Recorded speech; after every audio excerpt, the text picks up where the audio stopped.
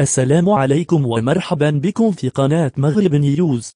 تم اليوم الأربعاء انتخاب المغرب من قبل الجمعية العامة للأمم المتحدة على حساب الجزائر نائبا لرئيس اللجنة الرابعة المكلفة بتصفية الاستعمار. وجاء هذا الفوز بعد انتخاب المغرب صباح اليوم أيضا نائبا لرئيس الجمعية العامة.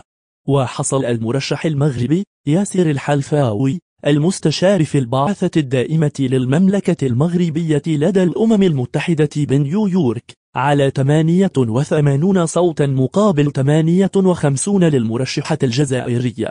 ويمثل اختيار المرشح المغربي على حساب الدبلوماسية الجزائرية تصويت ثقة في المغرب، وهو ما يعزز دوره الريادي والجدي والروح المبادرة التي يتحلى بها داخل الأمم المتحدة بشكل عام وباللجنة الرابعة على وجه الخصوص.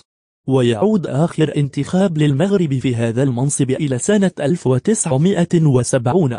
من جهة أخرى تعكس هذه النتيجة جهود المغرب كمنسق لحركة عدم الانحياز للحفاظ على السلام والفائدة قضايا السلام والأمن التي تهتم بها هذه اللجنة، كما أن الأمر يتعلق بانتصار الدبلوماسية المغربية أمام تعنت الجزائر التي استخدمت كل الوسائل والمناورات لمنع المغرب من الوصول إلى هذا المنصب.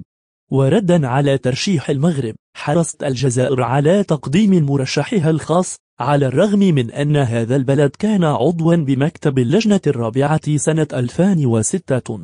كما أن الجزائر لم ترغب فقط في الخضوع لمعايير المجموعة الإفريقية التي كانت لفائدة ترشيح المغرب، وإنما عملت أيضا على الحيلولة دون عقد جلسة لجنة الترشيحات الإفريقية لتفادي إصدار حكمها الذي كان واضحا أنه ضدها.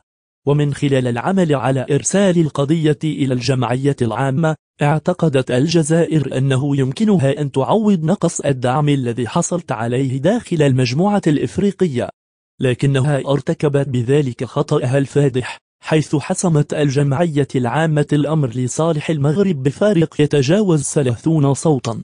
وكان الترشيح الجزائري يهدف إلى السيطرة على اللجنة الرابعة من أجل تنفيذ أجندتها المتعلقة بقضية الصحراء المغربية بتواطؤ من رئيس هذه اللجنة سفير فنزويلا لدى الأمم المتحدة رافائيل راميريز المعروف بعدائه للمغرب. لكن يقظة المغرب ورده السريع مكنه من إحباط هذه الخطة، ونجحت المملكة في التصدي لمناورات خصومها وفرض وجودها داخل مكتب اللجنة الرابعة إلى جانب فنزويلا. وهكذا تأتي هذه الصفعة الجديدة التي وجهتها الجمعية العامة للجزائر لتنضاف إلى قائمة طويلة من إخفاقات الدبلوماسية الجزائرية سواء على صعيد الأمم المتحدة أو الاتحاد الإفريقي. شكرا على حسن المتابعة. لا تنسى الإعجاب والاشتراك في القناة. شكرا لكم أحبتي.